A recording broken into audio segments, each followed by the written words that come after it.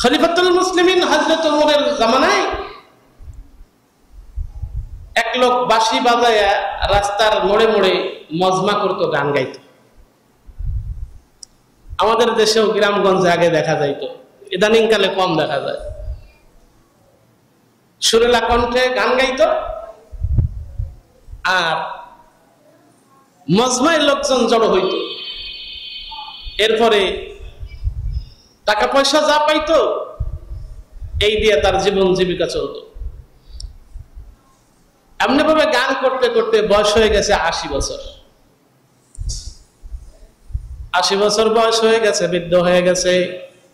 এখন আর শরীরে এনার্জি নাই, দাঁত পড়ে গেছে। আগের মতো সুরেলা কণ্ঠ দিয়ে আর গান করতে পারে না, মানুষ আর গান শোনে না। বাঁশিতে টান দিলে আওয়াজ হয় না, গানে টান দিলে আগের মতো আর সুর বের হয় না, মানুষ গান শোনে না। গান না শোনার কারণে, গান না করতে পারার কারণে পয়সার ইনকাম হয় না। এই জন্য একদিন, 2 দিন, 3 দিন গান করতে পারে না। 1 সপ্তাহ হয়ে গেছে, পয়সার অভাবে খাইতে পারে না। ক্ষুধার যন্ত্রণায় ছটফট করতেছে। একবার হুঁশ হয় আর একবার বেহুশ হয়, একবার বেহুশ হয় আর একবার হুঁশে আসে। ক্ষুধার যন্ত্রণায় ছটফট করে। এখন আর কেউ তাকে ডাকেও না, কেউ তাকে খাবারও দেয় না, কেউ তাকে পয়সাও দেয় না। অচেতন হইয়া মদিনার রাজপথে ধুলাবালির ভিতরে পড়ে রয়েছে। জীবনটা বের হয়ে যায়, জানটা বের হয়ে যায়, এমন একটা অবস্থা হয়ে গেছে। এইবার এই হুঁশ আর বেহুশের ভিতর দিয়া আল্লাহর একটা ডাক দিছে, আল্লাহ। বান্দায় যখন আল্লাহকে ডাক দেয়, সঙ্গে সঙ্গে আল্লাহ ওই বান্দার ডাকের জবাব দিয়ে দেয়। 80 বছর গান করছে, একদিনও আল্লাহকে ডাকে দেয়। এবার 80 বছর পরে যখন সহায় সম্বলহীন হয়ে গেছে, ক্ষুধার যন্ত্রণায় মারা যায় এমন অবস্থা হয়ে গেছে, এবার মনে পড়ছে, হায় হায়, আমার সৃষ্টিকর্তা তো আল্লাহ। দুনিয়ার মানুষের মায়া আর দয়া আমার উপরে না হইলে কি হবে? আমার জন্য তো আমার মালিক আল্লাহর দয়া আছে আর মায়া আছে। কারণ আল্লাহর একটা নাম হলো রহমান, আর একটা নাম হলো রহিম। দেখি না জীবনের শেষ ভাগে আল্লাহকে একটা ডাক দিয়ে আল্লাহ জবাব লয় নাকি? আল্লাহ, আল্লাহ কয় লাব্বাইক ইয়া আবদি।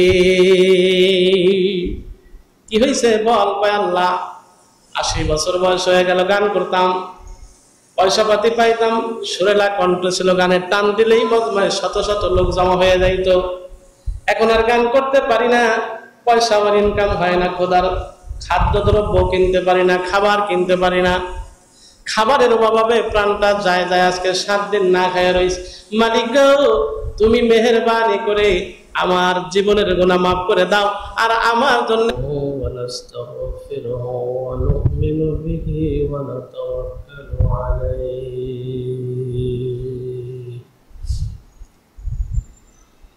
ونعوذ بالله من شرور أنفسنا ومن سيئات أعمالنا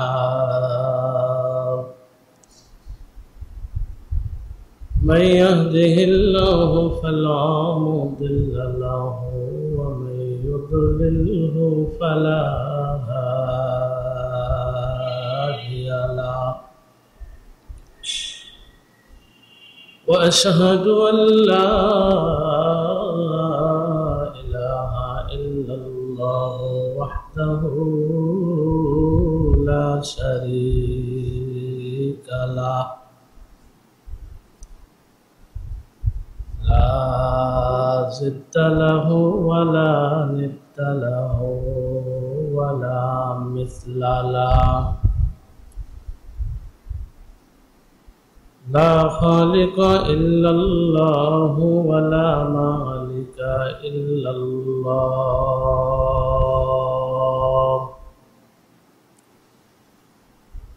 لا محيي إلا الله ولا مميت إلا الله ولا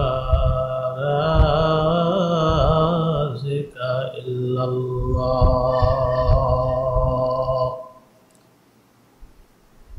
وأشهد أن سيدنا وسندنا وحبيبنا وطبيبنا وطبيب قلوبنا ومولانا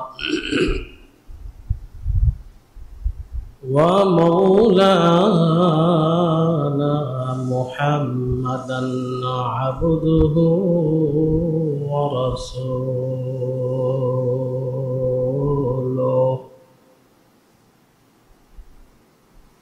الذي أرسله الله تعالى بالحق بشيرا ونذيرا وداعيا إلى الله بإذنه وسراجا منيرا أما بعد فأعوذ بالله من الشيطان الرجيم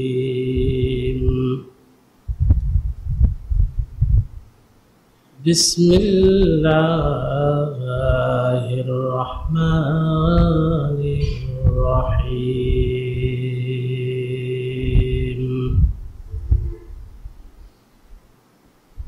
قل يا عبادي الذين أسرفوا على أنفسهم لا تقنطوا من رحمة الله إن الله يغفر الذنوب جميعا إنه هو الغفور الرحيم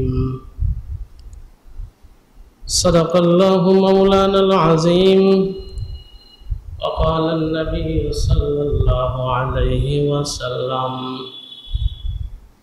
التائب من الذنب كمن لا ذنب له أو كما قال النبي عليه الصلاة والسلام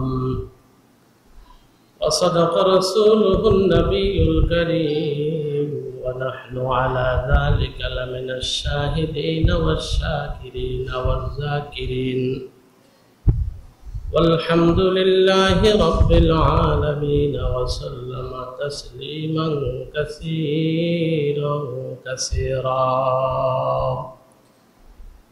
وقال تعالى في شان حبيبه ومحبوبه ومعشوقه مخبرا وآمرا إن الله وملائكته يصلون على النبي يا أيها الذين آمنوا صلوا عليه وسلموا تسليما اللهم صل على سيدنا ونبينا وشفيعنا وحبيبنا ومولانا محمد صلى الله عليه وعلى آله وأصحابه وبارك وسلم تقدیر میں کلمہ میں نما جو میں آ جائے اے نام الہی سے ملا نام محمد اے نام الہی سے ملا نام محمد فرماتے ہیں یادوں کو مجھے خلد توری میں لکھا ہوا دو باب ملا نام محمد لکھا ہوا دو باب ملا نام محمد اے میم میں محبوب یہ مطلق کا اشارہ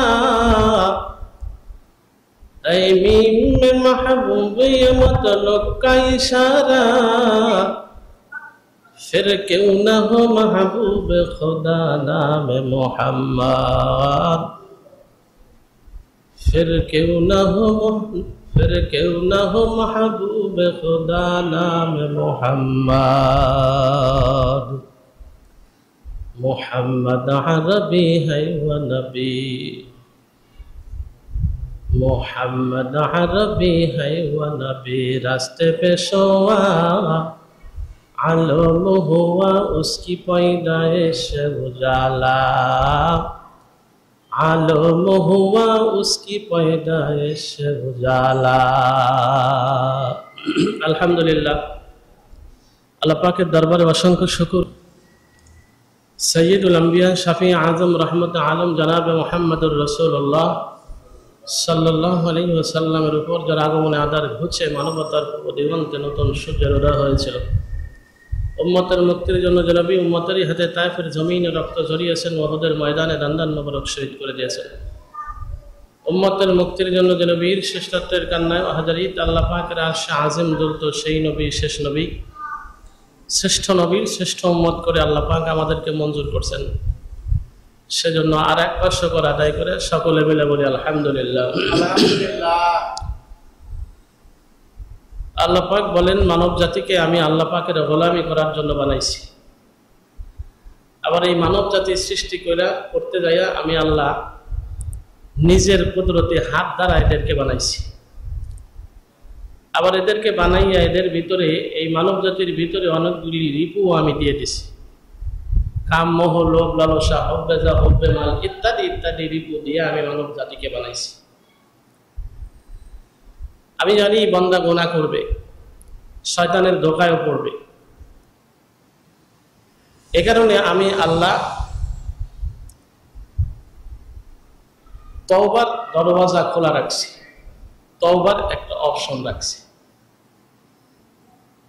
শয়তানের ধোকায় পড়ে, নফসের প্রবঞ্চনায় পড়ে যদি বান্দা গুনাহ করে ফেলে আর গুনাহের কারণে সে যদি জাহান্নামী হয়ে যায়, আর যদি আমি এই গুনাহ মাফের কোনো অপশন সুযোগ না রাখি, তাহলে তো বান্দা জাহান্নাম থেকে আর বাঁচতে পারলো না। সে কারণে আমি বান্দা বানাইয়া বান্দার গুনাহ মাফের জন্যে একটা ব্যবস্থা রেখেছি। কি? বান্দা যদি গুনাহ করার পরে খাঁটি দিলে তওবা করে,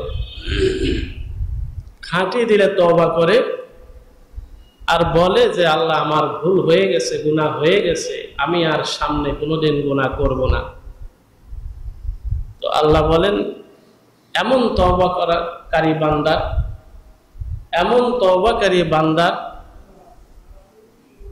জিন্দেগীর সব গুনাহ আমি আল্লাহ মাফ করে দেই। হাদিসে আল্লাহর রাসূল বলেন, আত-তাইবু মিনাজ যামবি কামাল লা যামবা লা।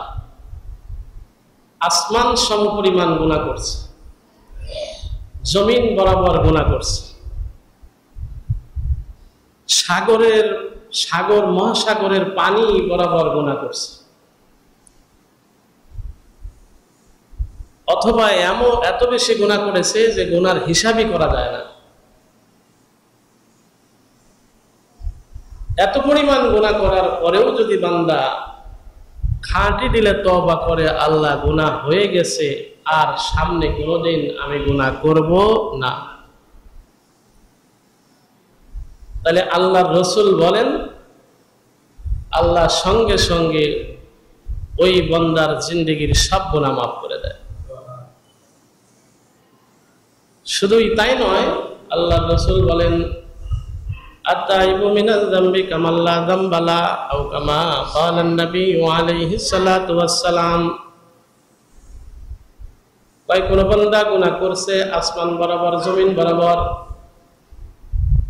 সাগরের পানি বরাবর গুনাহ করে ফেলছে কোন বান্দায়, এবার তওবা করছে, আল্লাহ গুনাহ হয়ে গেছে, আর জীবনে আমি গুনাহ করব না, ও মালিক তুমি আমাকে মাফ করিয়া দাও। আল্লাহর একটা নাম হলো গফুর, আর একটা নাম হলো রহিম। এই আয়াতের ভিতরে আল্লাহ পাক দুইটা নাম ইউজ করেছেন, দুইটা নাম ব্যবহার করেছেন। কেন দুইটা নাম? তাফসীরের ভিতরে লেখে, কোরআন শরীফের যত জায়গায় আল্লাহ তার নিজের নাম গফুর ব্যবহার করেছেন, ওই জায়গায় পাশে পাশে আল্লাহ তার রহিম নামটা ব্যবহার করেছেন। তাই কি কারণে? গফুর নামের ওসিলাই হলো আল্লাহ বান্দা বান্দির জিন্দেগির গুনাহ মাফ করে দেয়। আর রহিম শব্দের ওসিলাই, রহিম নামের ওসিলাই যেই পরিমাণ গুনাহ বান্দা মাফ করলো পরিমাণ নেক দিয়ে তার নেকামলের খাতা ভরে দেয়। সুবহানাল্লাহ বলেন। অপর জায়গায় আল্লাহ বলেন ফাউলাইকা ইউবাদদিলুল্লাহু সাইয়্যাতিহিম হাসানা ওয়া কানাল্লাহু গফুরুর রহিমা। তওবাতে বান্দা করবে, মালিক গো গুনাহ হয়ে গেছে, আর আমি জীবনে গুনাহ করব না, আমাকে তুমি মাফ করিয়া দাও। খলিফাতুল মুসলিমিন হযরত ওমরের জামানায় এক লোক বাঁশি বাজায়া রাস্তার মোড়ে মোড়ে মজমা করত, গান গাইত। আমাদের দেশেও গ্রামগঞ্জে আগে দেখা যাইত, ইদানিং কালে কম দেখা যায়। সুরেলা কণ্ঠে গান গাইত, আর মজমায় লোকজন জড়ো হইত। এরপরে টাকা পয়সা যা পাইতো এই দিয়ে তার জীবন জীবিকা চলত। এমনি ভাবে গান করতে করতে বয়স হয়ে গেছে 80 বছর। 80 বছর বয়স হয়ে গেছে, বৃদ্ধ হয়ে গেছে, এখন আর শরীরে এনার্জি নাই, দাঁত পড়ে গেছে। আগের মতো সুরেলা কণ্ঠ দিয়ে আর গান করতে পারে না, মানুষ আর গান শোনে না। বাঁশিতে টান দিলে আওয়াজ হয় না, গানে টান দিলে আগের মতো আর সুর বের হয় না, মানুষ গান শোনে না। গান না শোনার কারণে, গান না করতে পারার কারণে পয়সার ইনকাম হয় না। এই জন্য একদিন, 2 দিন, 3 দিন গান করতে পারে না। 1 সপ্তাহ হয়ে গেছে, পয়সার অভাবে খাইতে পারে না, ক্ষুধার যন্ত্রণায় ছটফট করতেছে। একবার হুশ হয় আর একবার বেহুশ হয়, একবার বেহুশ হয় আর একবার হুশে আসে। ক্ষুধার যন্ত্রণায় ছটফট করে। এখন আর কেউ তাকে ডাকেও না, কেউ তাকে খাবারও দেয় না, কেউ তাকে পয়সাও দেয় না। অচেতন হইয়া মদিনার রাজপথে ধুলাবালির ভিতরে পড়ে রয়েছে। জীবনটা বের হয়ে যায়, জানটা বের হয়ে যায়, এমন একটা অবস্থা হয়ে গেছে। এইবার এই হুশ আর বেহুশের ভিতর দিয়া আল্লাহর একটা ডাক দিছে, আল্লাহ।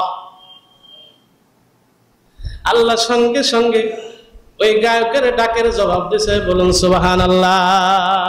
ওয়াইজা সালাকা ইবাদি আন্নী ফাইন্নী করিব উজিবু দাওয়াতাদ দাঈ ইযা দান। বান্দায় যখন আল্লাহকে ডাক দেয়, সঙ্গে সঙ্গে আল্লাহ ওই বান্দার ডাকের জবাব দিয়ে দেয়। 80 বছর গান করছে, একদিনও আল্লাহকে ডাকে নাই। এবার 80 বছর পরে যখন সহায় সম্বলহীন হয়ে গেছে, ক্ষুধার যন্ত্রণায় মারা যায় এমন অবস্থা হয়ে গেছে, এবার মনে পড়ছে, হায় হায়, আমার সৃষ্টিকর্তা তো আল্লাহ, দুনিয়ার মানুষের মায়া আর দয়া আমার উপরে না হইলে কি হবে? আমার জন্য তো আমার মালিক আল্লাহর দয়া আছে আর মায়া আছে। কারণ আল্লাহর একটা নাম হলো রহমান, আর একটা নাম হলো রহিম। দেখি না জীবনের শেষ কারে বলতেছে? আমরা হইলে কি করতাম? 80 বছর আমার সাথে বেয়াদবি, আমার কথা শুনলি না, এখন আমার একটা ডাক দিছস, এত সহজ, এত ইজি, ডাক দিলেই আমি তোর ডাকের জবাব দেব, ঠিক না? কিন্তু আল্লাহ কয়, বান্দা ঠিক আছে, আমি তোর ব্যবস্থা করতেছি। সুবহানাল্লাহ বলেন। ওই জামানার খলিফা ছিলেন খলিফাতুল মুসলিমিন হযরত ওমর রাদিয়াল্লাহু আনহু। আল্লাহর রাসূল যার শানে সার্টিফাই করেছেন, যার শানে সনদ দিয়েছেন, ওয়া আশাদ্দুহুম ফি আমরিল্লাহি উমর। আল্লাহর রাসূল শুধু তাই নয়, আল্লাহর রাসূল বলে আগে আল্লাহকে একটা ডাক দিয়ে আল্লাহ জবাব লয় নাকি? সুবহানাল্লাহ বলেন। ডাক দিছে আল্লাহ, আল্লাহ কয় লাব্বাইক ইয়া আবদি। কি হইছে বল? কয় আল্লাহ 80 বছর বয়স হয়ে গেল, গান করতাম, পয়সা পাতি পাইতাম, সুরেলা কণ্ঠ ছিল, গানের টান দিলেই মজমায় শত শত লোক জমা হয়ে যাইত। এখন আর গান করতে পারি না, পয়সা আমার ইনকাম হয় না, খোদার খাদ্যদ্রব্য কিনতে পারি না, খাবার কিনতে পারি না, খাবারের অভাবে প্রাণটা যায় আজকে 7 দিন না খায় রইছি। মালিক গো, তুমি মেহেরবানি করে আমার জীবনের গুনাহ মাফ করে দাও আর আমার জন্য খাবারের ব্যবস্থা করে দাও। লাউ কানা নাবিয়্যাম মিন বাদি লাকানা ওমর। আল্লাহ তাআলার বিধান হলো আমি শেষ নবী, দুনিয়াতে আমার পরে আর কোন নবী আসবে না। মা কানা মুহাম্মাদুন আবা আহাদিম মির রিজালিকুম ওয়ালাকিন রাসূলুল্লাহি ওয়া খাতামান নবী। আমি শেষ নবী, দুনিয়াতে আমার পরে আর কোন নবী আসবে না। ইন কানা নাবিয়্যা বাদি, আমার পরে যদি আল্লাহ কোন নবী দুনিয়ায় পাঠাইতেন, কাউরে নবী বানাইতেন, কাউকে নবী বানাইতেন, কাউকে নবুয়ত দিতেন, তো লাকানা ওমর, আল্লাহ ওমরকে নবী বানায় দিতেন। এত বড় একজন দামি মানুষ ছিলেন হযরত ওমর। অর্ধজাহানের প্রেসিডেন্ট, বাদশা, আপনি খলিফা, সিকিউরিটি ম্যান তো থাকার কথা হলো 5000 আপনার সাথে, প্রাডো গাড়ি থাকার কথা, মার্সিডিজ থাকার কথা, স্পেশাল ফোর্স থাকার কথা, একা একা হাইটে চলে যাইতেছেন। যদি কোনো শত্রু আপনাকে অ্যাটাক করে, দুশমন যদি আক্রমণ করে, খলিফাতুল মুসলিমিন হযরত ওমর ফারুক রাদিয়াল্লাহু আনহু জবাব দিয়ে বলেন, ভাই আমার ইতমিনান আছে, আমার ইয়াকিন আছে, আমার জীবনে আমি কারো ক্ষতি করি নাই, সো আমাকে কেউ ক্ষতি করবে। আমাদের দেশের হালত কি, মেম্বার হইলে তার সিকিউরিটি ম্যান লাগে 12 জন, ঠিক না? কে কোন জায়গাতে বসায় দেয়, কে কোন জায়গাতে মারিয়ে দেয়, হয় কারণ হ্যাঁ নিজের মনে তো খবর আছে যে আমি যে পরিমাণ বসাইছি আমারে কোন সময় বসাবে তা ঠিক আছে। আল্লাহু আকবার বলেন।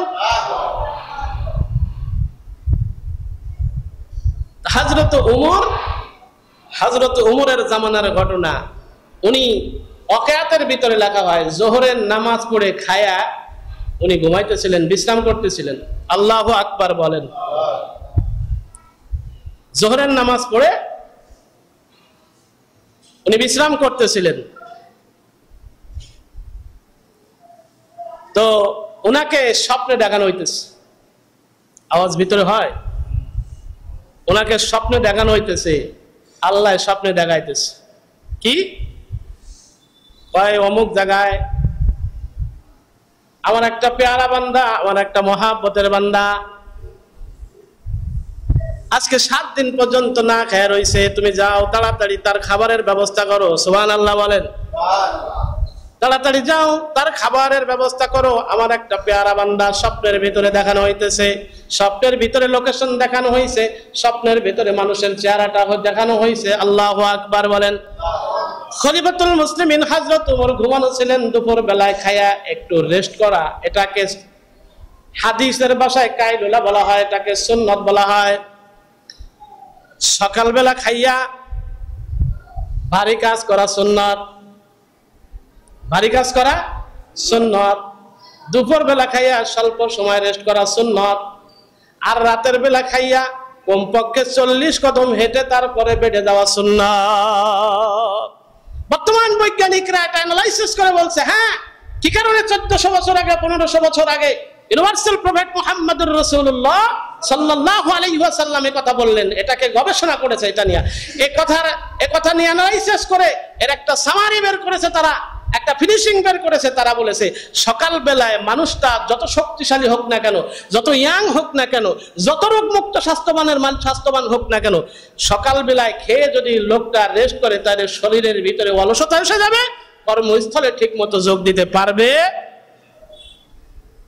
আবার কয় দুপুরে খাইয়া কর্ম আছে কিন্তু সামান্য কয়েক মিনিট, 10 মিনিট, 15 মিনিট, 20 মিনিট যদি রেস্ট না করে তাইলে অসুস্থ হবে, শরীরটা ভালো লাগবে না, নিজে লাগবে অস্থির অস্থির লাগবে, ঠিক কিনা?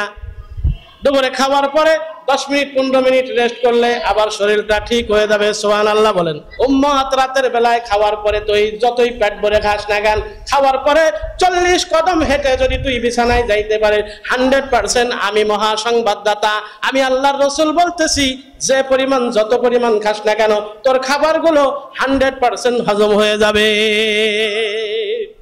খাবারের পরে আবার একটা সুন্নাত আছে, আমার দিকে দেখেন। খাবার পরে খাওয়ার শেষ দিক দিয়া প্লেট চাইটা, প্লেটকে মুইসা নিয়ে আঙ্গুল চেটে চেটে খাওয়া একটা সুন্নাত। সুবহানাল্লাহ বলেন। আঙ্গুল চেটে চেটে খাওয়া সুন্নাত। আল্লাহু আকবার বলেন। কেন?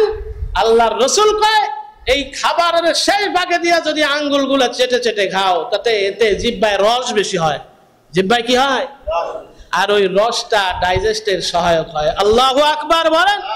সেকলো খাওয়া লাগে না মিয়া, সুন্নত তরিকায় গায়ে।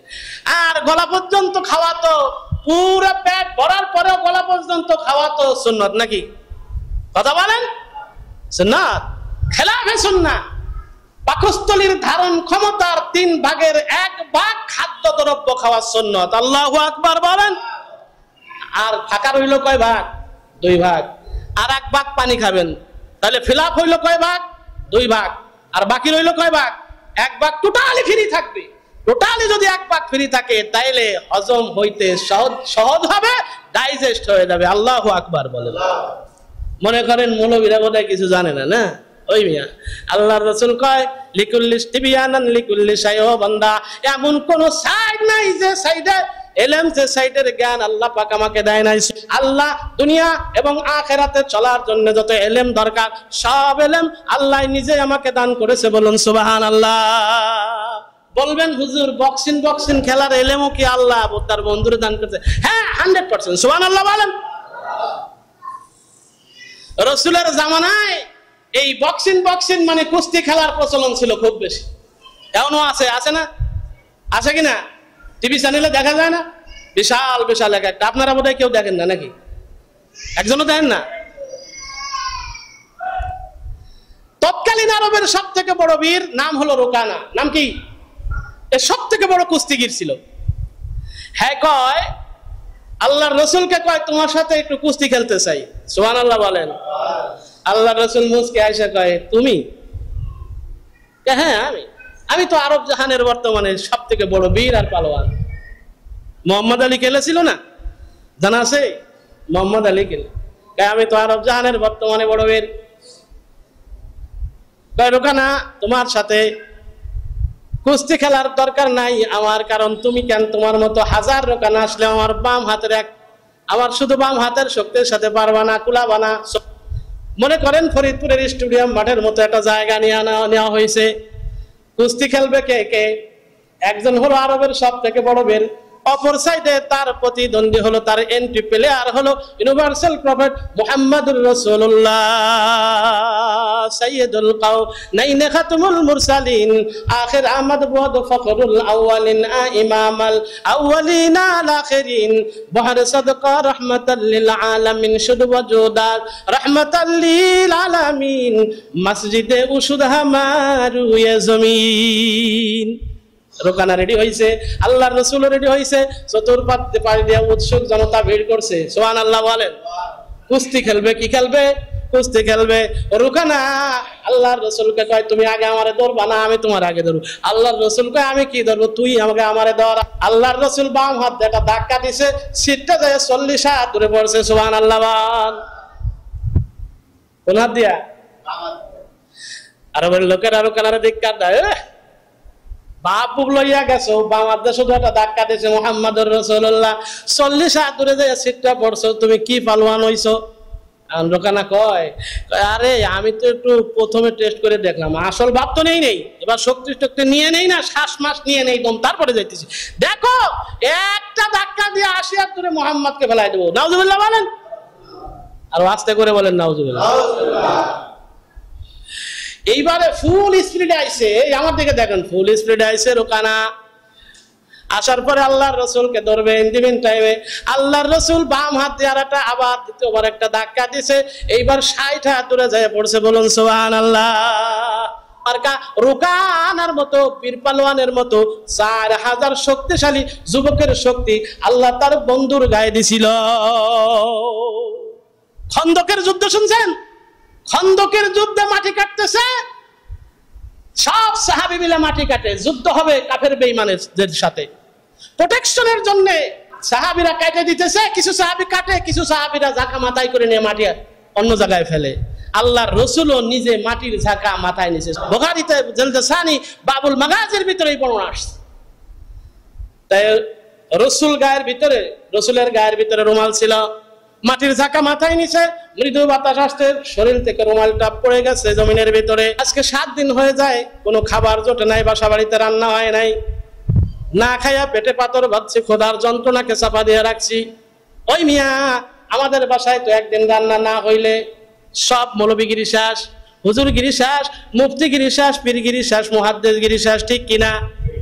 আমাগো বাসায় যারা আছে আমাদের স্ত্রী ওয়াইফ এরা তো আরো বুজুর্গ, অথচ তাকায় দেখেন উম্মাহাতুল মুমিনিন রাসূলের স্ত্রীরা মাসের পর মাস আল্লাহর হাবিবের বাসা বাড়িতে চুলায় আগুন জ্বলে নাই।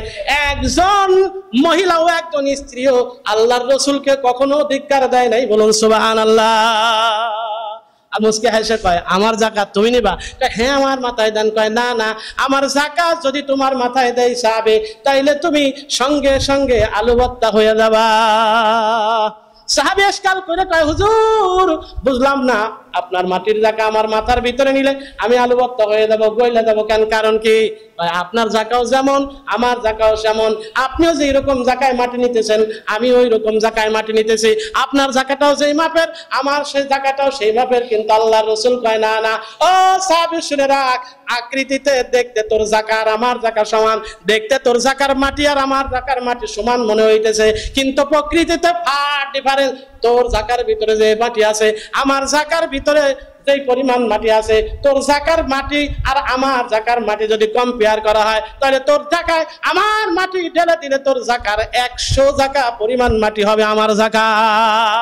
যে আল্লাহ পাক বলে বান্দা গুনাহ করবে, বান্দা বানাইছি গুনাহ করিয়াই ফেলবে, এজন্য বান্দার জন্য তওবার অপশন আমি রাখছি। কোন বান্দা যদি 1000 গুনাহ করিয়া ফেলে আর যদি হাতটা তুইলা বলে রব্বানা যালামনা আনফুসানা ওয়া ইল্লাম তাগফির লানা ওয়া তারহামনা লানাকুনান্না মিনাল খাসিরিন, আর বলা হয় আত-তাওবাতু নাদামাতু, আত-তাওবাতু রাজাতু। তওবা মানে হলো শর্মিন্দা হওয়া, তওবা মানে হলো ফিরে আসা। ও মালিক, আল্লাহ গুনাহ করে ফেলেছি আর জীবনে করব না, শয়তানের ধোঁকায় পড়ে করেছি, নফসের প্রবঞ্চনায় পড়ে পড়েছি, আল্লাহ পর নফসের প্রবঞ্চনায় পড়ে গুনাহ করে ফেলেছি, তওবা করতেছি, খাঁটি দিলে আমাকে যদি তুমি মাফ করে দাও আল্লাহ, আমি আর জিন্দেগিতে কোনোদিন গুনাহ করব না। হযরত ওমরকে স্বপ্নের ভিতরে দেখানো হয়েছে, এই কথাটুকু বলি শেষ করে দিই ইনশাআল্লাহ।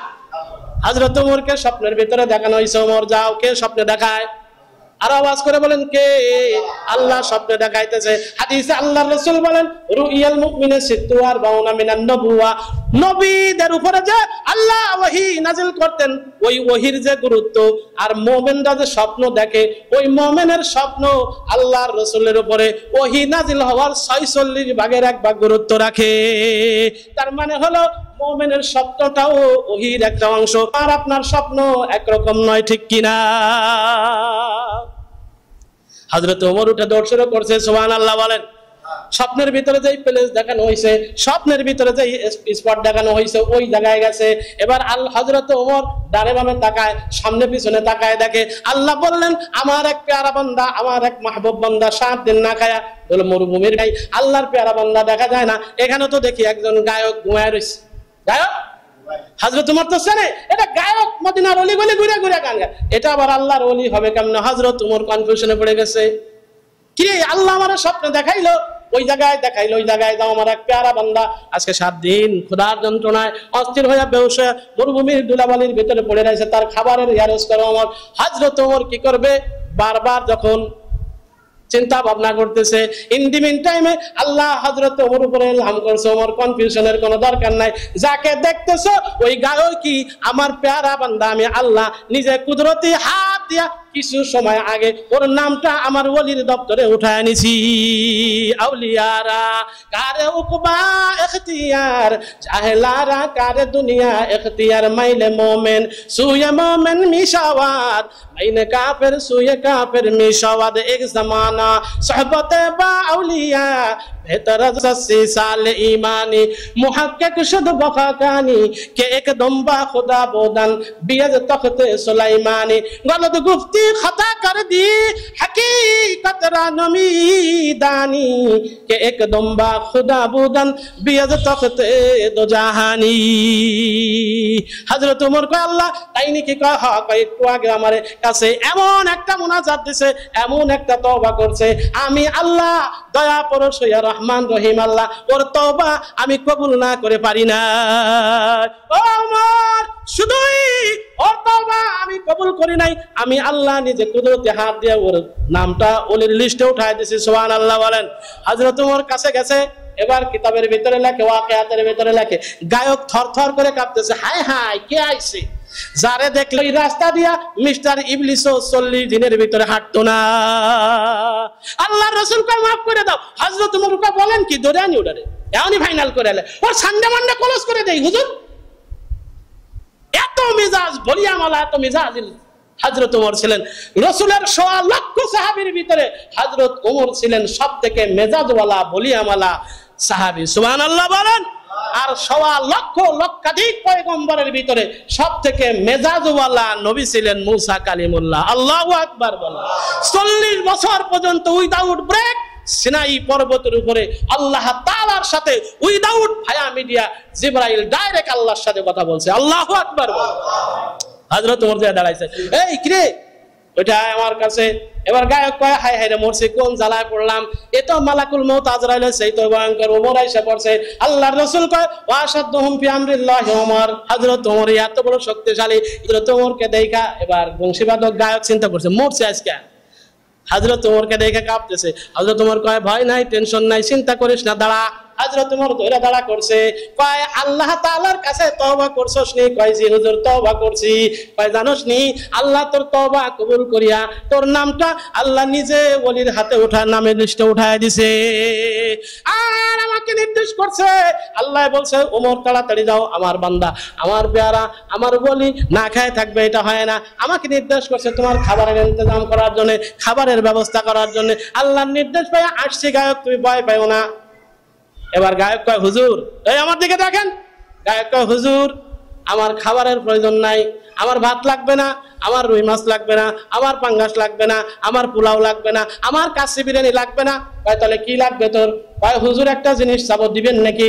আপনি তো বর্তমানে জাহানের খলিফা। কয়, হ্যাঁ আপনি তো খলিফাতুল মুসলিমিন আমিরুল মুমিনিন, আপনি তো বাইতুল মালের মালিক, আপনি তো অর্থের মালিক, আপনি তো ব্যাংকের মালিক, আপনি তো বাইতুল মালের মালিক। এক কথায় অর্থ জাহানের সব কিছুর হস্তক, সবকিছু আপনার হাতে বর্তমানে। হুজুর আমি একটা জিনিস চাবো, দিবেন নি? হযরত ওমর কয়, কি চাবি? গুলশানে একটা বাড়ি চাবি দিব। তুই যদি বাড়ি দাঁড়ায় চাস একটা দেবো, বসুন্ধরায় চাইলে একটা দেবো, মক্কায় চাইলে একটা দেবো, মদিনায় চাইলে একটা দেবো, গাড়ি একটা চাইলে ভাড়া দেবো। আমি ওমর বলতেছি, ওয়াদা দিছি, যা চাবি আজকে আমি তাই দিয়ে দেব। রব্বানা ওয়াতিনা মা ওয়াতানা আলা রাসূল ইন্নাকা লা তুখলিফুল মিয়াদ। আল্লাহ ভঙ্গ করে না অঙ্গীকার, আল্লাহর দোস্ত অঙ্গীকার ভঙ্গ করে নাই। আমি তার সাহাবী খলিফাতুল মুসলিমিন উমরও ওয়াদা ভঙ্গ করি না। আমি আপনার মতো হইতেছি, আমি আপনার মতো হইতেছি। হযরত ওমর কয়, এত ইজি বেটা, হ্যাঁ আমার মতো হবি, এত তাড়াতাড়ি সম্ভব? কয়, হুজুর না, আপনার মতো আমি হইতে চাই, এছাড়া আর কোনো কিছু চাওয়ার আমার নাই। খলিফাতুল মুসলিমিন হযরত ওমর মুসকি হাইসা দিয়ে কয়, দেখি আমার কাছে আয়, সামনে আয়। আসছে কাছে, আরো কাছে আসছে, 2 হাত ঝাপটা দিয়ে ধরে বুকের সাথে লাগাইয়া খলিফাতুল মুসলিমিন ওমর যখন গায়ককে ছেড়ে দিয়েছে, আমি তাকায় দেখি কোনটা আসল ওমর আর কোনটা নকল ওমর বোঝা যায় না। কিতাবু কো ছোড়কর যারা পাশে বইটো কে আসরারে উলফাতে সিনা বাসিনা। ও মিয়া, আমাদের সিনার ভিতরে শুধু আমরা যারা আছি কিছু, আমাদের সিনার ভিতরে তো খালি গিবাদের গুনায় ভরা, শিকায়েতের গুনায় ভরা, বেঈমানিতে ভরা, গাদ্দারিতে ভরা, 2 নম্বরিতে ভরা, 6 নম্বরিতে ভরা, ভরা আর ভরা, আকাম কুকাম দিয়ে আমাদের সিনার দিলগুলো ভরা, সিনা ভরা, বুক ভরা। কিন্তু এমন কিছু প্যারা বান্দা আল্লাহর দুনিয়াতে ছিল, এখনো আছে, কিয়ামত পর্যন্ত থাকবে, যাদের সিনার ভিতরে শুধু আল্লাহর তাজাল্লি আর নূর জ্বলতে থাকে। ওরা যদি একটা পাগল বেঈমান কাফেরকে সিনার সঙ্গে লাগায়া, টান দিয়ে লাগাইয়া যদি ছেড়ে দেয়, আল্লাহ সঙ্গে সঙ্গে ওই প্যারা বান্দার সিনার বরকতে ওকেও তার মতো বানায় দেয়। বলুন সুবহানাল্লাহ। এই কারণে কোরআন শরীফে একটা আয়াত আছে, প্রত্যেক বান্দাদের সাথী হও, ইমানদারদের সঙ্গী হও, ভালো লোকের সঙ্গী হও। আল্লাহ তাআলা যেন আমাদেরকে সাদিকিন, ইমানদার, মুমিন, হক্কানি পীর বুজুর্গ, আল্লাহ তাআলা এদের সোহবত ইখতিয়ার করার তৌফিক দান করে। ইমানদার মানুষকে আমাদের বন্ধু আর সাথী হওয়ার তৌফিক, বানানোর তৌফিক আল্লাহ তাআলা দান করে। সকল বলে আমিন। ওয়া মা আলাইনা ইল্লাল বালাগ। আসসালামু আলাইকুম ওয়া রাহমাতুল্লাহি ওয়া বারাকাতুহু।